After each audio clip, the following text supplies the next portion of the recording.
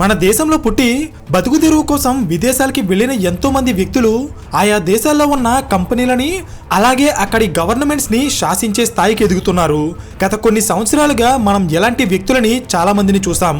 Like Sundar Pichai, Rishi Sunak, Satya Nadella, Arvind Krishnan etcetera. కానీ మనలో చాలా మందికి తెలియని విషయం ఏంటంటే ఈ ప్రపంచంలో ఉన్న 32 దేశాలకి ప్రెసిడెంట్స్ అండ్ ప్రైమ్ మినిస్టర్స్ గా ఉన్నది ఇండియన్ ఆరిజిన్ ఉన్న వ్యక్తులే. ఇప్పుడు ఈ లిస్టులోకి ఏకంగా అగ్రరాజ్యమైన అమెరికాని కూడా చేర్చడానికి కమలా హ్యారిస్ అనే ఒక ఇండియన్ ఆరిజిన్ ఉన్న మహిళ గత 5 ఏళ్లుగా ఎంతో కష్టపడి పనిచేస్తున్నారు.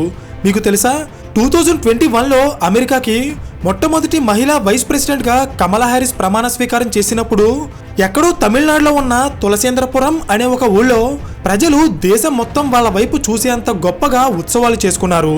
దీనికి రీజన్ ఏంటో తెలుసా? కమలా హ్యారిస్ తల్లిగారిది ఈ గ్రామమే.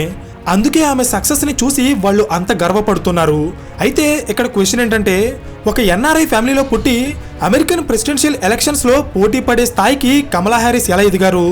నిన్నటి వరకు జో బైడెన్ వర్సెస్ ట్రంప్ గా ఉన్న అమెరికన్ ఎలక్షన్ ఈ రోజు కమలా హ్యారిస్ వర్సెస్ ట్రంప్ గా మారిపోయింది. అమెరికాలో ఉన్న ఎన్నో సంస్థలు ఎలక్షన్ సర్వేస్ ని కండక్ట్ చేసి రీసెంట్ గా ఒక షాకింగ్ రిపోర్ట్ ని పబ్లిష్ చేశాయి. అయితే అసలు ఆ రిపోర్ట్ లో ఏముంది? అమెరికన్స్ ఎవరి వైపు నిలబడ్డారు? నిజంగా కమలా హ్యారిస్ ట్రంప్ ని ఓడించగలరా లేదా అనేది నేను ఈ వీడియోలో చెప్పబోతున్నాను. Hello everyone, welcome to today's video and this is your friend Surya. Kamala Harris political career ఎలా స్టార్ట్ అయిందో తెలుసుకునే ముందు అసలు ఆమె బ్యాక్గ్రౌండ్ ఏంటో మనకి తెలియాలి. కమలా హ్యారిస్ మదర్ ఒక ఇండియన్. ఆమె పేరు శ్యామలా గోపాలన్. ఈమె తమిళనాడులో ఉన్న ఒక చిన్న పల్లెటూరులో ఒక ట్రెడిషనల్ అండ్ ఆర్థోడాక్స్ ఫ్యామిలీలో జన్మించారు. శ్యామలా గారికి మెడికల్ ఫీల్డ్లో ఉన్న ఇంట్రెస్ట్ వల్ల హైయర్ స్టడీస్ కోసం ఆమె 1958లో అమెరికాకి వెళ్ళి యూనివర్సిటీ ఆఫ్ కాలిఫోర్నియాలో జాయిన్ అయ్యారు. అదే కాలేజ్లో చదువుతున్న డొనాల్డ్ హ్యారిస్ అనే ఒక జమైకన్ వ్యక్తిని ఆమె పెళ్లి చేసుకున్నారు. వీళ్ళిద్దరికీ కలిపి ఒక పాప పుట్టింది. శ్యామలా గారికి ఇండియన్ కల్చర్ మీద ఉన్న ఇష్టంతో ఆమె తన కూతురికి కమలా అనే ఒక సాంస్క్రిట్ పేరు పెట్టారు. అంటే లోటస్ ఫ్లవర్ అని అర్థం. హ్యారిస్ అనే పదం వాళ్ళ ఫాదర్ నుండి వచ్చి ఫైనల్గా ఆమె పేరు కమలా హ్యారిస్గా మారింది. కమలా హ్యారిస్కి ఒక సిస్టర్ కూడా ఉంది, తనే మయా హ్యారిస్. సో శ్యామలా గారికి 2 పిల్లలు పుట్టాక కొన్ని పర్సనల్ ప్రాబ్లమ్స్ వల్ల ఆమె తన హస్బెండ్తో డైవర్స్ తీసుకుని విడిపోయారు. సింగిల్ పేరెంట్ సపోర్ట్తో పెరిగిన కమలా హ్యారిస్ చిన్నతనం నుండి చాలా స్ట్రగుల్స్ని ఫేస్ చేశారు. 1970s టైంకి అమెరికాలో ఆఫ్రికా అండ్ ఇండియా నుండి వచ్చిన బ్లాక్ అండ్ బ్రౌన్ పీపుల్ని కొంతమంది అమెరికన్స్ చాలా తక్కువగా అలాగే చులకనగా చూసేవారు. ఇప్పటికీ కూడా అమెరికాలో ఉన్న కొన్ని ప్రాంతాల్లో వైట్ అలాగే బ్లాక్ మధ్య ఫైట్ జరుగుతూనే ఉంటుంది. సో వీటన్నింటినీ తట్టుకుని కమలా హ్యారిస్ తల్లి శ్యామలా గారు ఆమెని చాలా అంటే చాలా పవర్ఫుల్ అండ్ స్ట్రాంగ్ ఉమెన్గా పెంచారు. కమలా హ్యారిస్ 1986లో హార్వర్డ్ యూనివర్సిటీ నుండి పొలిటికల్ సైన్స్ అండ్ ఎకనామిక్స్లో గ్రాడ్యుయేషన్ కంప్లీట్ చేసి 1989లో యూనివర్సిటీ ఆఫ్ కాలిఫోర్నియా నుండి జూరిస్ డాక్టర్ని కంప్లీట్ చేశారు. సింపుల్గా చెప్పాలంటే లా డిగ్రీ అన్నమాట. ఆమె తన లా డిగ్రీని కంప్లీట్ చేశాక కాలిఫోర్నియాలో ఉన్న ఒక డిస్ట్రిక్ట్ కోర్టులో లాయర్గా పనిచేయడం స్టార్ట్ చేశారు. అలా కొన్ని రోజుల పాటు ఎన్నో కేసులు వాదించి లా ప్రొఫెషన్లో ఎంతో ప్రాక్టీస్ అండ్ ఎక్స్పీరియన్స్ వచ్చిన తర్వాత 1989లో ఆమె క్రిమినల్ డివిజన్కి చీఫ్ లాయర్గా అపాయింట్ అయ్యారు. జ్యుడిషియల్ సిస్టంలో ఆమె ఎన్నో ఏళ్ల పాటు పనిచేశాక ప్రతి చోట కూడా కొత్త అవకాశాల కోసం జీవితంలో ఉన్నతమైన స్థాయికి ఎదగడానికి ఆమె చాలా గట్టిగా ట్రై చేసేవారు. ఈ ప్రాసెస్లోనే 2011లో కాలిఫోర్నియా అటార్నీ జనరల్ ఎలక్షన్స్ వచ్చాయి. ఈ ఎలక్షన్స్ గురించి మీకు అర్థం కావాలంటే ముందు అసలు అటార్నీ జనరల్ అంటే ఏంటో మీకు తెలియాలి. జనరల్గా గవర్నమెంట్స్ ఇన్వాల్వ్ అయిన ఏ కేసుని వాదించాలన్నా దానికి గవర్నమెంట్ తరపున ఒక స్పెషల్ లాయర్ కావాలి. ఆ లాయర్ని అటార్నీ జనరల్ అంటారు. మన ఇండియాలో అయితే సెంట్రల్ గవర్నమెంట్ తరపున వాదించే లాయర్ని అటార్నీ జనరల్ అని, రాష్ట్ర ప్రభుత్వాలకి వాదించే లాయర్స్ని అడ్వకేట్ జనరల్ అని అంటారు. గవర్నమెంట్కి సంబంధించిన అన్ని లీగల్ మ్యాటర్స్ని కోర్ట్స్లో వీళ్ళే డీల్ చేస్తారు. సేమ్ ఇలాగే అమెరికాలో ఉన్న కాలిఫోర్నియా రాష్ట్రానికి కమలా హ్యారిస్ 2011లో అలాగే 2014లో అటార్నీ జనరల్గా ఎన్నికయ్యారు.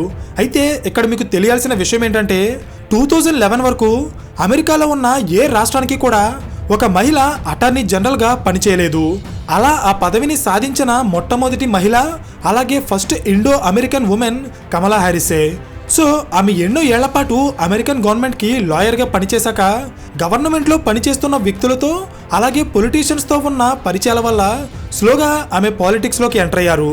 ఎలా అంటే 2015లో కాలిఫోర్నియాకి సెనేట్గా ఉన్న బార్బర్ బాక్సీ అనే మహిళ నెక్స్ట్ జరగబోయే సెనేట్ ఎలక్షన్లో తను పోటీ చేయకుండా తన స్థానంలో ఆమె కమలా హ్యారిస్ని ఎలక్షన్లో నిలబెట్టారు. ఫైనల్గా 2016 ఎలక్షన్స్లో డెమోక్రటిక్ పార్టీ తరపున కమలా హ్యారిస్ గెలిచి అమెరికన్ కాంగ్రెస్లో సెనేట్గా అడుగుపెట్టారు. అసలు ఈ సెనేట్ ఏంటి, కాంగ్రెస్ ఏంటి అనుకుంటున్నారా? చెప్తా చూడండి. ఇండియాలో మనకి పార్లమెంట్ ఉన్నట్టే అమెరికాలో వాళ్ళకి కాంగ్రెస్ ఉంటుంది. సెనేట్ అంటే ఇండియాలో ఉన్న అప్పర్ హౌస్ని మనం రాజ్యసభ అని పిలుస్తాం. సేమ్ అలాగే అమెరికాలో ఉన్న అప్పర్ హౌస్ని వాళ్ళు సెనేట్ అని పిలుస్తారు. ఆ హౌస్కి ఎన్నికయ్యే వ్యక్తులనే సెనేటర్ అంటారు. అర్థమైందా? అమెరికన్ ఎలక్షన్స్ గురించి ఇంకా డీప్గా తెలుసుకోవాలనుకుంటే నేను ఆల్రెడీ పబ్లిష్ చేసిన ఈ ట్రంప్ వీడియో చూడండి. ఇందులో అమెరికన్ పొలిటికల్ సిస్టమ్ గురించి చాలా క్లియర్గా ఎక్స్ప్లెయిన్ చేశాను. 2016లో కమలా హ్యారిస్ సెనేటర్గా గెలిచే టైంకి అమెరికాకి బరాక్ ఒబామా ప్రెసిడెంట్గా ఉంటే జో బైడెన్ వైస్ ప్రెసిడెంట్గా ఉన్నారు. కానీ 2016లో జరిగిన ప్రెసిడెన్షియల్ ఎలక్షన్స్లో అప్పటి వరకు పవర్లో ఉన్న డెమోక్రటిక్ పార్టీ ఓడిపోయి సడన్గా రిపబ్లికన్ పార్టీ పవర్లోకి వచ్చింది. ఆ పార్టీ తరపునే డొనాల్డ్ ట్రంప్ ప్రెసిడెంట్ అయ్యారు. సింపుల్గా చెప్పాలంటే కమలా హ్యారిస్ అండ్ జో బైడెన్ వీళ్ళిద్దరూ కూడా అపోజిషన్ పార్టీలో ఉన్నారన్నమాట. 2016లో సెనేట్గా పాలిటిక్స్లోకి అడుగుపెట్టిన కమలా నెక్స్ట్ 5 years పాటు డెమోక్రటిక్ పార్టీలో కష్టపడి పనిచేసి డెమోక్రటిక్ పార్టీలో అలాగే అమెరికన్ సిటిజన్స్లో మంచి గుర్తింపు తెచ్చుకున్నారు. 2020లో మళ్ళీ అమెరికన్ ప్రెసిడెన్షియల్ ఎలక్షన్స్ వచ్చాయి. ఈ ఎలక్షన్స్లో ట్రంప్ పార్టీ అయిన రిపబ్లిక్ పార్టీ ఓడిపోయి మళ్ళీ డెమోక్రటిక్ పార్టీ పవర్లోకి వచ్చింది. ఒకప్పుడు బరాక్ ఒబామా అండర్లో వైస్ ప్రెసిడెంట్గా పనిచేసిన జో బైడెన్ 2020లో సేమ్ అదే పార్టీ తరపున ప్రెసిడెంట్ అయ్యారు. అయితే అప్పటికే ఎన్నో ఏళ్ల పాటు డెమోక్రటిక్ పార్టీలో కష్టపడి పనిచేస్తున్న కమలా హ్యారిస్ని గుర్తించి ప్రెసిడెంట్ అయిన జో బైడెన్ తన పార్టీ తరపున వైస్ ప్రెసిడెంట్ ఎలక్షన్స్లో ఆమెను నిలబెట్టారు. ఆ ఎలక్షన్స్లో కమలా హ్యారిస్ గెలిచి అమెరికన్ హిస్టరీలోనే మొట్టమొదటి మహిళా వైస్ ప్రెసిడెంట్గా ఆమె రికార్డ్ క్రియేట్ చేశారు. ఇండియాలో ప్రతి 5 ఏళ్లకి ఒకసారి లోక్సభ ఎలక్షన్స్ జరిగినట్టే అమెరికాలో ప్రతి 4 ఏళ్లకి ఒకసారి ప్రెసిడెన్షియల్ ఎలక్షన్స్ జరుగుతాయి. 2012 నుండి 2016 వరకు ఒబామా, 2016 నుండి 20 వరకు ట్రంప్, 20 నుండి 24 వరకు బైడెన్. సో ఇప్పుడు 2024లో మళ్ళీ యూఎస్ ప్రెసిడెన్షియల్ ఎలక్షన్స్ జరుగుతున్నాయి. ఈ ఎలక్షన్స్లో అమెరికాలో ఉన్న మేజర్ పార్టీలైన డెమోక్రటిక్ పార్టీ అండ్ రిపబ్లికన్ పార్టీలు పోటీ పడుతున్నాయి. ఈ ఎలక్షన్స్ నెక్స్ట్ నవంబర్లో జరగబోతున్నాయి. అందుకే దాదాపు 1 సంవత్సరం ముందు నుండే అమెరికాలో political campaigns and debate start అయ్యాయి. సో ఇక్కడ మీకు తెలియాల్సిన విషయం ఏంటంటే 2020లో ట్రంప్ ఓడిపోయాక ఆయన మళ్ళీ ఎలాగైనా పవర్లోకి రావడానికి చాలా గట్టిగా ట్రై చేస్తున్నారు. మరోవైపు జో బైడెన్ కూడా మళ్ళీ ఎలాగైనా తన పార్టీనే పవర్లోకి తీసుకురావాలని ట్రై చేస్తున్నారు. సో వీళ్ళిద్దరి మధ్య టఫ్ ఫైట్ జరుగుతున్న టైంలో ట్రంప్ మీద ఒక అటాక్ జరిగింది. ఈ అటాక్ ఎవరు చేశారు, ఎందుకు చేశారు అనేది పక్కన పెడితే ఈ అటాక్ వల్ల డొనాల్డ్ ట్రంప్కి ప్రజల్లో సింపతి పెరిగి ఆయన గ్రాఫ్ ఒక్కసారిగా పెరిగిపోయింది. మరోవైపు డెమోక్రటిక్ పార్టీ తరపున పోటీ చేస్తున్న జో బైడెన్ని చాలామంది పోటీ నుండి తప్పుకోమని డిమాండ్ చేస్తున్నారు. దీనికి రీజన్ ఏంటంటే జో బైడెన్ వయసు 81 సంవత్సరాలు దాటేసింది. సో ఇప్పుడు ఆయన మళ్ళీ ప్రెసిడెంట్ అయినా ఆయనకి ఏ చిన్న హెల్త్ ప్రాబ్లం వచ్చినా అది అమెరికన్ ఎకానమీని చాలా గట్టిగా ఎఫెక్ట్ చేస్తుంది. అండ్ ట్రంప్ కూడా దీన్ని ఒక అవకాశంగా తీసుకుని తన పొలిటికల్ క్యాంపెయిన్స్లో దీన్ని హైలైట్ చేయడం స్టార్ట్ చేశారు. అయితే ఇక్కడ మీకు తెలియాల్సిన విషయం ఏంటంటే జూలై 13న అంటే సరిగ్గా ట్రంప్ మీద అటాక్ జరిగిన రోజుకి ట్రంప్ అలాగే బైడెన్ మధ్య పోటీ సమానంగా ఉండేది. కానీ ఎప్పుడైతే ట్రంప్ మీద అటాక్ జరిగిందో అప్పటి నుండి డొనాల్డ్ ట్రంప్ యొక్క గ్రాఫ్ విపరీతంగా పెరిగిపోయింది. ది ఎకానమిస్ట్ అనే ఒక న్యూస్ ఏజెన్సీ పబ్లిష్ చేసిన ఈ డేటాని ఒకసారి గమనించండి. జూలై 13 వరకు బైడెన్తో సమానంగా ఉన్న ట్రంప్ గ్రాఫ్ అటాక్ తర్వాత ఎలా పెరిగిందో. సో ఇది గమనించిన డెమోక్రటిక్ పార్టీ ఒక పొలిటికల్ స్ట్రాటజీని ఇంప్లిమెంట్ చేసింది. అదేంటంటే అప్పటి వరకు ప్రెసిడెన్షియల్ రేస్లో ఉన్న జో బైడెన్ని ఆ రేస్ నుండి తప్పించి యంగ్ అండ్ డైనమిక్ లీడర్ అయిన కమలా హ్యారిస్ని ట్రంప్కి ఆపోజిట్గా ఈ రేస్లో నిలబెట్టారు. కమలా హ్యారిస్కి యుఎస్ పాలిటిక్స్లో చాలా ఎక్స్పీరియన్స్ ఉంది. బికాస్ ఆమె కేవలం ఒక పొలిటీషియన్ మాత్రమే కాదు, ఆమె ఎన్నో ఏళ్ల పాటు లాయర్గా అలాగే అటార్నీ జనరల్గా అమెరికన్ గవర్నమెంట్కి సర్వీస్ చేశారు. సో ఎప్పుడైతే కమలా హ్యారిస్ ప్రెసిడెన్షియల్ ఎలక్షన్స్లోకి అడుగు పెట్టారో మళ్ళీ ఒక్కసారిగా అమెరికన్ ఎలక్షన్ యొక్క డైరెక్షన్ మారిపోయింది. దీనికి నేను ఒక ఎగ్జాంపుల్ చెప్తా చూడండి.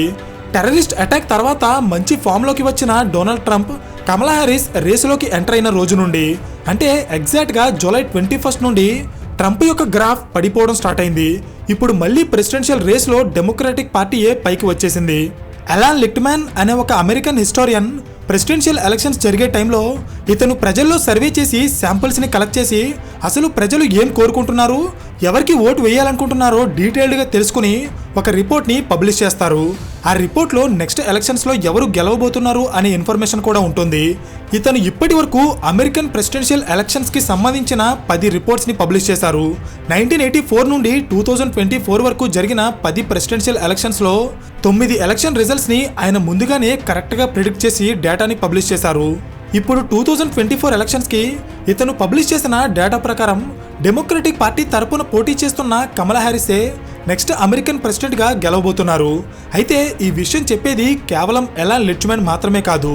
BBC, telegraph and morning consult లాంటి దాదాపు 13 సంస్థలు పబ్లిష్ చేసిన డేటాలో కమలా హ్యారిసే టాప్లో కనిపిస్తున్నారు. ఒకవేళ ఈ రిపోర్ట్లో వచ్చినట్టు నిజంగానే కమలా హ్యారిస్ గెలిస్తే అమెరికాకి ప్రెసిడెంట్ అయిన ఫస్ట్ మహిళగా, అలాగే ఫస్ట్ ఇండో అమెరికన్గా ఆమె ఒక రికార్డ్ని క్రియేట్ చేస్తారు. అమెరికాలో మొత్తం 33 కోట్ల మంది జనాభా ఉంటే అందులో ఇండియా నుండి యుఎస్కి వెళ్ళి సెటిల్ అయిన వాళ్ళ సంఖ్య అఫీషియల్గా 50 లక్షల మంది ఉన్నారు. అన్అఫీషియల్గా ఈ సంఖ్య ఇంకా చాలా ఎక్కువ ఉంటుంది. సో ఇప్పుడు అమెరికాలో ఉన్న మన ఇండియన్స్ ఎలాగైనా కమలా హ్యారిస్ని గెలిపించడానికి ఆమె గురించి క్యాంపైన్స్ అలాగే ర్యాలీస్ చేస్తున్నారు. మరికొంతమంది అయితే సౌత్ ఏషియా నుండి వెళ్ళి అమెరికాలో సెటిల్ అయిన వాళ్ళ ఓట్స్ అన్నీ కూడా కమలా హ్యారిస్కే పడేలాగా స్ట్రాటజీస్ రూపొందిస్తున్నారు. సో జనరల్గా యుఎస్ ప్రెసిడెన్షియల్ ఎలక్షన్స్ అంటే అమెరికన్ సిటిజన్స్ మాత్రమే పాల్గొంటారు. కానీ 2024 ఎలక్షన్స్లో అలా కాదు. అమెరికాతో పాటు ఏషియా అలాగే ఆఫ్రికాలో ఉన్న ఎంతో మంది ప్రజలు ఈ ఎలక్షన్స్లో ఏం జరుగుతుంది అనే దానికోసం ఎదురు చూస్తున్నారు. సో ఇక్కడ నా క్వశ్చన్ ఏంటంటే, ఈ ఎలక్షన్స్లో మన ఇండియన్ ఆరిజిన్ ఉన్న కమలా హ్యారిస్ గెలుస్తారా, లేక కేవలం అమెరికన్స్కి మాత్రమే హైయెస్ట్ ప్రయారిటీ ఇచ్చే ట్రంప్ గెలుస్తారా అనేది మీరు కింద కామెంట్ చేయండి. అండ్ ఈ వీడియో మీకు ఇన్ఫర్మేటివ్గా అనిపిస్తే ఖచ్చితంగా లైక్ చేసి ఇలాంటి మరిన్ని పొలిటికల్ కేస్ స్టడీస్ కోసం ఛానల్ని సబ్స్క్రైబ్ చేయండి. So thank you for watching and I will see you in the next video.